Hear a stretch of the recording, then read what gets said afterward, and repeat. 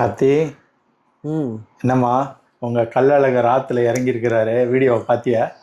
பார்க்காம எப்படி இருக்க முடியும்? வருஷா வருஷம் சித்திரை ஆரம்பிக்குது அப்படின்னாலே முதல்ல மைண்டுக்கு வர இவர் தான். சூப்பராக இருக்கும், அப்படியே கூஸ் பம்ப்ஸாக இருக்கும் நிஜமாலேயே. ம். அதாவது இப்போ ஃபாரின் கண்ட்ரிலாம் போனால் நம்மளுக்கு வந்து அங்கங்கே இந்த நம்ம லாஸ்ட் டைம் நம்ம தாய்லாந்து போயிருக்க கூட போகிறச்ச கூட ஜூவில் வந்து மேலே வயர் மூலியமா அங்கங்கே வாட்டர் ஸ்பார்க்கிள் ஸ்ப்ரே பண்ணி விட்டாங்க. நீ ஆமா. பார்த்துருப்பல, அது எவ்வளோ நல்லா இருக்கும். அதெல்லாம் கண்டுபிடிச்சதெல்லாம் நம்ம ஆளுங்க தான். கள்ளழகர் தண்ணியில் இறங்குறச்ச வைகையில் தானே இறங்குறாரு. ஸோ அந்த ஆமா. தண்ணியில் வந்து துண்டை வச்சு அடிச்சு அடிச்சு அந்த எல்லாருக்கும் தண்ணி ஸ்ப்ரே.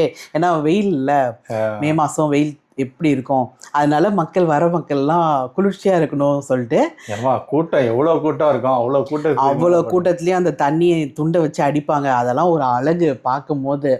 அது நாங்களாம் நேரில் ஒரே ஒரு தடவை பார்த்துருக்கேன், மதுரைக்காரி தான் நான். ஆனாலும் அந்த டைமுக்கு அங்கே இருக்கிறது வந்து ஒரே ஒரு தான் வாய்ப்பு கிடச்சிருக்கு. நான் சொல்லியிருக்கேன் ஏற்கனவே, எங்கள் அப்பா கழுத்தில் உட்கார வச்சு காமிச்சார். அவ்வளோ கூட்டம் இருக்கும், தலை மண்டை தான் தெரியும், கருப்பு கருப்பாக உருண்டையாக இருக்கும், அப்படி தான் தெரியும். அப்படி தான் தெரியுது எல்லாரோட. இப்போ இருக்கிற டெக்னாலஜிக்கு ஜூம் பண்ணி எல்லாம் காட்டுறாங்க. அப்போல்லாம் வந்து ரொம்ப கஷ்டம்ல, டிவிலாம் கூட அங்கங்கெல்லாம் போட மாட்டாங்க. ஸோ நம்ம எட்டி தான் பார்க்கணும். எங்கள் அப்பா தோளில் அப்படி உட்கார வச்சு காமிச்ச ஞாபகம் எனக்கு அப்படியே இருக்குது. வருவார். அந்த இன்சிடெண்ட் வேணால் உனக்கு ஷேர் பண்ணுறேன். பஸ்ஸில் வருவோம் சரியா, பஸ்ஸில் வரைச்ச வந்து அந்த பஸ்ஸில் டாப்பிக்கே எல்லாரும் என்ன பேசுவாங்க தெரியுமா, இன்னைக்கு என்ன ட்ரெஸ் போட்டுட்டு வருவார் கள்ளழகர், அப்படி தான் பேசுவாங்க. ட்ரெஸ் இந்த சென்ஸ் அவர் துண்டு ஒன்று போட்டுட்டு வருவார், ஓகேவா, என்ன கலர் ட்ரெஸ் போடுவார் அதுதான். ஸோ எனக்கு ரொம்ப ஆச்சரியமாக இருக்கும், என்ன கள்ளழகர் வந்து காடுன்றது அப்போ நம்மளுக்கு தெரியும், சின்ன வயசில் சொல்கிறேன். ஸோ அப்போ நான் அப்பாவை கேட்டேன், என்னப்பா பேசுகிறாங்க எல்லாரும் ட்ரெஸ்ஸுன்றாங்க, ட்ரெஸ் எல்லாம் பார்ப்பாங்களா என்ன கடவுளோடதுன்னும் போது எங்கள் அப்பா இதை சொன்னார். அந்த பெரிய குருக்கள் இருப்பார்ல, அந்த கோவிலுக்குன்னு ஒரு பெரிய ஹெட்டு குருக்கள் இருப்பார்ல, அவர் வந்து ஒரு அண்டா மாதிரி இருக்கும் போல், அதுக்குள்ளே வந்து 3 கலர்ஸ் ஆஃப் துணி இருக்கும் போல், ஒயிட்டு, எல்லோ, க்ரீனு. அது ஒன்றுத்துக்கும் ஒரு அர்த்தம். அதெல்லாம் எனக்கு சரியாக மறந்து போச்சு, இந்த சில விஷயம் தான் ஞாபகம் இருக்குது. ஸோ அவர் வந்து ஆண்டவரை அழகரை மனசில் நினச்சிட்டு குனிஞ்சு எடுப்பார் போல். அவர் கையில் எப்பயுமே பச்சை தான் வரும். ஸோ கள்ளழகர் வந்து அந்த பட்டு, இன்னைக்கு கூட நீங்கள் நியூஸ் அன்னைக்கு கள்ளழகர் இறங்குறச்ச நியூஸ் பார்த்தீங்கன்னா, பட்டுடை உடுத்தி ஆற்றுல இறங்கும் கள்ளழகர்னு தான் வரும். ஸோ வருஷா வருஷம் ஒரு பச்சை கலர் ட்ரெஸ் தான் போட்டிருப்பாரு. அதோட அர்த்தம் என்னன்னா, நாடு வந்து செழிப்பாக இருக்கும், பச்சை பசேல்னு நல்ல செழிப்பாக இருக்கும். விவசாயம் வச்சு தானே நாடோட முன்னேற்றமே. அதனால எப்பயுமே வந்து மக்கள் மனசும் கஷ்டப்படக்கூடாதுன்னு சொல்லிட்டு அந்த க்ரீன் தான் எடுப்பாங்க அப்படின்னு எங்கள் அப்பா சொல்கிறாரு. எப்பயுமே அந்த க்ரீன் தான் வரும். நான் பார்த்தேன், நானே எப்போ பார்க்கும்போதெல்லாம் ஒரு க்ரீனில் தான் இருப்பேன்.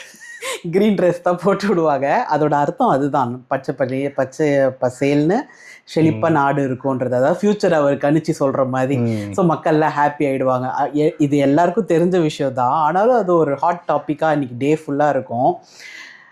அதே மாதிரி சுவாமியை வந்து பார்த்துட்டு நாங்கள் ரிட்டர்ன் போகிறச்சையும் பஸ்ஸுலேயும் எல்லாரும் அவரை பற்றி தான் பேசுவாங்க. இன்றைக்கி என்ன ஜொலின்னு இருந்தார்லன்னு. அவர் குதிரையில் வருவார், 2 வெள்ளி குதிரை, தங்க குதிரை, இந்த 2 குதிரையில் தான் மாறி வருவார். அது ஒரு அழகு தான். இந்த வாட்டி தங்க குதிரையில் வந்திருக்காரு, சூப்பராக இருக்காரு. கூட்டம் எவ்வளோ கூட்டம் பார். ஆமாம், விடிய காலைல 4 மணிக்கு இறங்கியிருக்காராம் இந்த வாட்டி. எப்பயுமே கள்ளழகர் இறங்குவார் வழக்கமா, இந்த வாட்டி காலையில் இறங்கியிருக்கிறதா சொல்கிறாங்க. 3:30 to 4 o'clock இறங்கின மாதிரி சொல்கிறாங்க. எப்பயுமே ஒரு சொட்டு தண்ணியாவது மழை பெஞ்சிரும் அழகர் இறங்குறச்ச. அது ஒரு காமெடியான விஷயமா சொல்லுவாங்க. அவர் தண்ணியில் இறங்கணும்னு சொல்லிட்டு தண்ணியெல்லாம் ஃபில் பண்ணுவாங்களாம். அந்த வைகை ஆற்றில் தண்ணி இருக்காதுன்னு சொல்லிட்டு வெயில் டைமில். ஸோ வெயில் எடுத்துரும்னு சொல்லி அழகர் இறங்கரிச்ச மட்டுமாவது பைப்பில் தண்ணி அந்த நிரப்பி வைப்பாங்களாம். ஸோ அந்த இன்சிடென்ட்லாம் மறக்கவே முடியாது. அதே மாதிரி அவர் இறங்கினார்னா நம்ம தேவா சாரோட பாட்டு ஒன்று போடுவாங்க. இப்போ நம்ம உட்காந்து டிவியில் பார்க்கறச்சா அந்த பாட்டு தான் ஒலிக்கும். அவன் எப்பவும் ஒரே பாட்டு தான் போடுவாங்க. ஆமாம், அது தேவா பாட்டா? ஆமாம், அவர் போட்ட பாட்டு. அது மியூசிக்கே சூப்பராக இருக்கும். அந்த பெல்லோட ஆரம்பிக்கும், பெல்லு அடிச்சு அது ஒரு தெரியும் மியூசிக் வரும். அழகர் அதேதான். ஐயோ, நிஜமாலே புல்லு அரிக்கும்.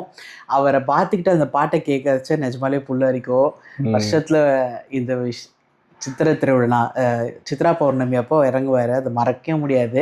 டிவியில் உட்காந்து இப்போ நம்ம நல்லா பார்க்குறோம். சுவாமி அழகழகாக வடிவாக காட்டுறாங்க. எப்போனாலும் எங்கள் அப்பா கூட அந்த தோளில் உட்காந்து பார்த்த அப்போ ரசித்த கள்ளழகர் தான் மைண்டில் எப்பயுமே இருப்பார். ஸோ எல்லோரும் பார்த்துருப்பீங்க, ரசிச்சுருப்பீங்கன்னு நினைக்கிறேன். அடுத்த வீடியோவில் பார்க்கலாம். பாய்.